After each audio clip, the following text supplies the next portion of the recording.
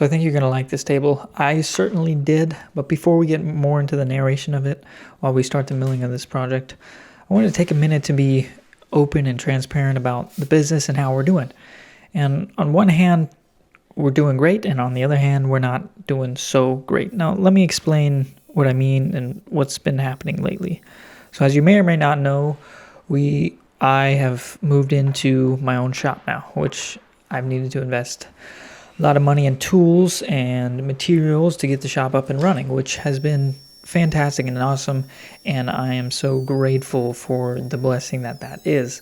But on the other hand, we really haven't made any sales.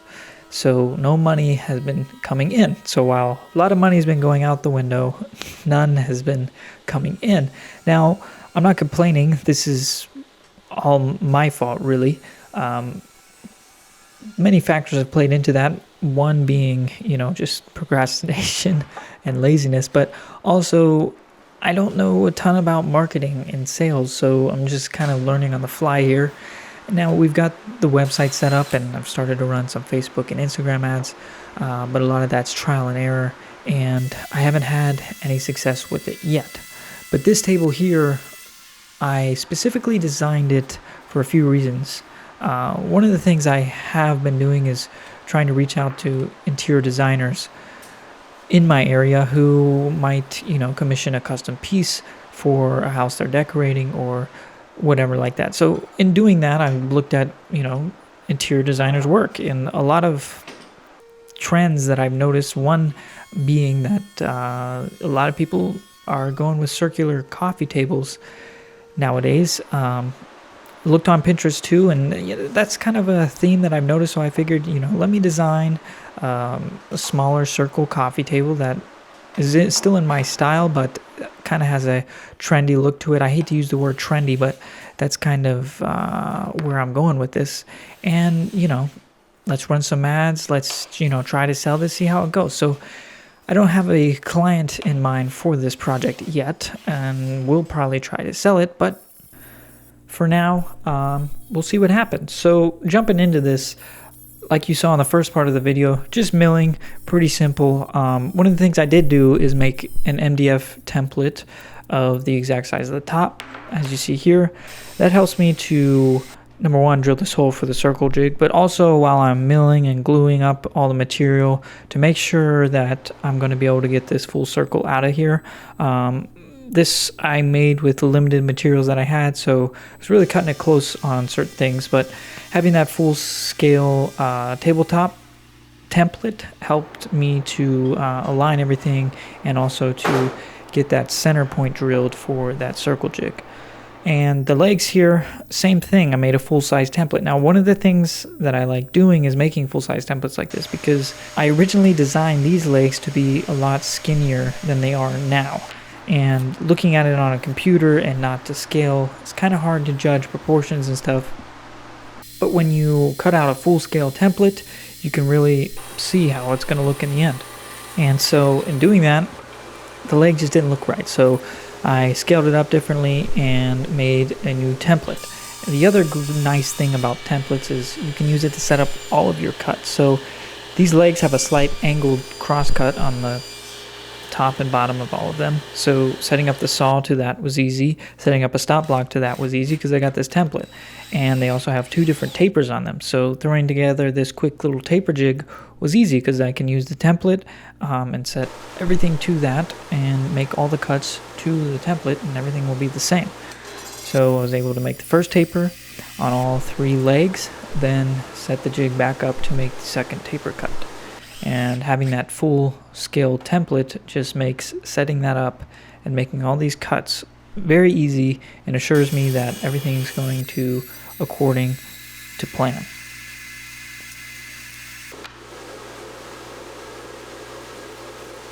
So the joinery I'm using is just going to be some good old-fashioned mortise and tenons. So to cut the mortise in the leg after we mark it out, I'm just going to use the drill press with the Forstner bit. Now, I kind of go back and forth, skipping a couple holes, then I'll go back in the middle, and then once I have most of the material hogged out, I'll go up and down a bunch of times to clean that hole out. That way I don't have to get in there with a chisel or anything. So now I'm rough cutting the stock for the rails and then planing it to width.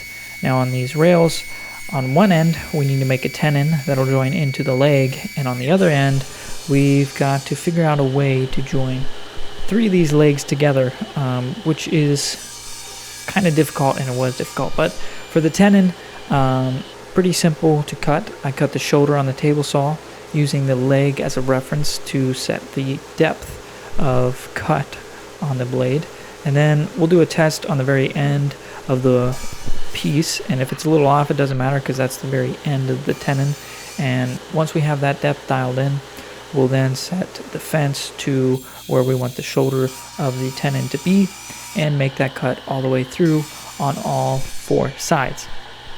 Then we'll take it over to the bandsaw to cut away the waste to get the final width and height of the tenon that we want. Now, a lot of people like to square their mortises to their square tenon that they just made, but I prefer to round the tenon to the round mortise that I made. Now, this goes a lot quicker if you have a rasp. Moving into my new shop, I don't know where my rasp went, so I just have this really fine file, and I ended up using a router and a round over bit. But if you have a rasp, that goes pretty quickly, and you're able to get it rounded over nicely. So having the joint fixed together and everything looking good, time to glue these up. Now I'm laughing here because what you're about to see is a big mistake.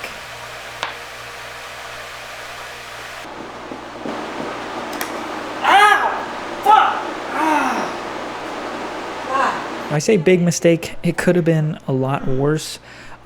Basically what happened here is I glued this together, and then I thought, I don't think that's enough glue in there, so decided to take it back apart in a rush to add more glue. And in doing that way, could have really badly injured my eye. Luckily, I missed it, so obviously safety glasses for 1, and for 2, don't take things apart that are under tension like this, where the pieces could fly and hit you in the face.